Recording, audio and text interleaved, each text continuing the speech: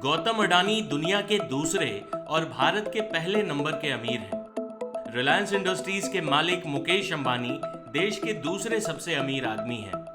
इन दोनों के पास है देश की दो सबसे बड़ी कंपनियां, लेकिन अब इनके कर्मचारी एक दूसरे की कंपनियों में काम नहीं कर पाएंगे। यानी रिलायंस के 3,80,000 से ज्यादा कर्मचारी अब अडानी के यहाँ नौकरी नहीं कर सकते।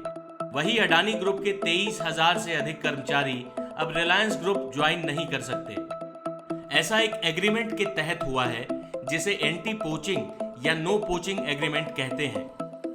आसान भाषा में जानिए क्या होता है नो पोचिंग एग्रीमेंट।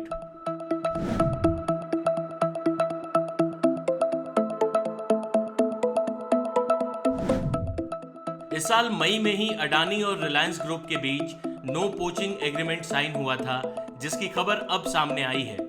सबसे पहले समझते हैं ये एंटी पोचिंग है क्या भला।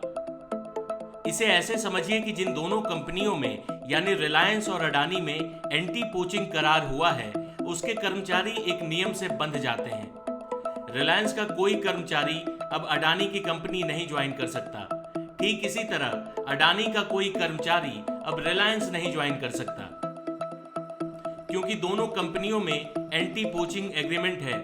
इसलिए वो एक दूसरे के टैलेंट को हायर नहीं करेंगे। ये न तो नया कानून है न ही नया चलन।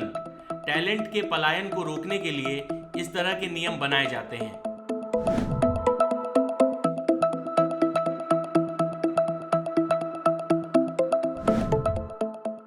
एंटी पोचिंग एग्रीमेंट की शुरुआत 1890 में अमेरिका में पास हुए शर्मन एक्ट से हुई। इसी कानून में पहली बार एंटी पोचिंग का कॉन्सेप्ट आया था। पोचिंग शब्द का अर्थ होता है अवैध शिकार करना।